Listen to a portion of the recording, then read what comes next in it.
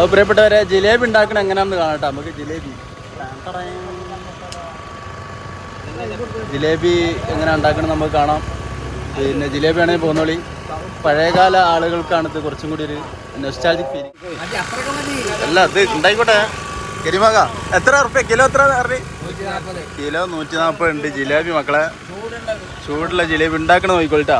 അങ്ങനെയാണ് ജിലേബി ഉണ്ടാക്കല്. ഇത് പഴയകാല തലമുറക്ക് അതൊന്നും കുഴപ്പമുണ്ടാവില്ല, എല്ലാവർക്കും അറിയും. പക്ഷേ പുതിയ തലമുറക്ക് ഇത് ഉണ്ടാക്കുന്നത് കാണണമെന്നുണ്ടെങ്കിൽ അതൊരു രസമാണ്. നമ്മളെ ബഷീറാക്ക സ്ഥലം എവിടെ? ഒഴൂർ ബഷീറാക്കാണ് ഇപ്പം ഉണ്ടാക്കണത്.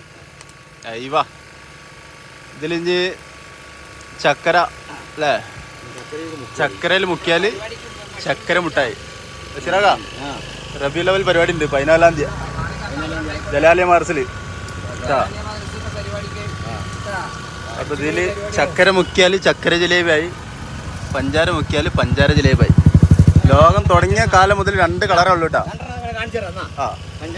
പഞ്ചാരയൊക്കെ ഇടുന്നത് അങ്ങനെയാണ്. പഞ്ചാരയൊക്കെ ഇടല് വേണ്ട.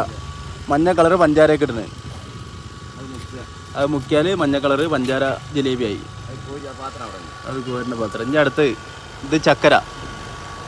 ഒരു 3 നമ്മൾ ചക്കരയൊക്കെ മുക്കണം. ആദ്യം ഒന്ന് നല്ല വെന്തോട്ടെ. അത് ചക്കരയൊക്കെ ഇടുന്നു.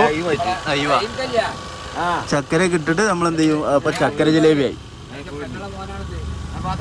എനിക്ക് ചക്കര ജിലേബിയാണ് ഇഷ്ടം, കാരണം പഞ്ചാര അത്ര ഇഷ്ടമില്ലാത്തതുകൊണ്ട്. ഓരോരുത്തർക്കും ഓരോ ഇതാണ്. ആ പാത്രം കൊടുക്കി. നിങ്ങളെ പേരെന്താണ്? കരീമാക്ക. പിന്നെ നോക്കിക്കാൻ ഒരാളുണ്ട്, അയാളെ പേരെന്താണ്? സലാമാക്ക. മൂപ്പര് ഇതിന്റെ സെക്യൂരിറ്റിയാന്ന് തോന്നുന്നു കേട്ടോ.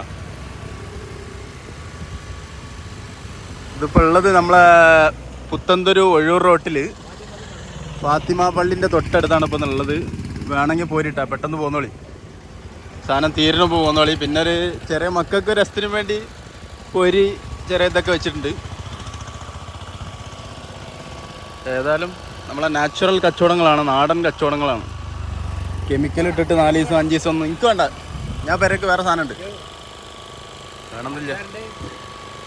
അടുത്തല്ലോ എനിക്ക് വേണ്ട. ഞാൻ വേറെ സാധനം മേടിച്ചിട്ട് പെരേക്ക്.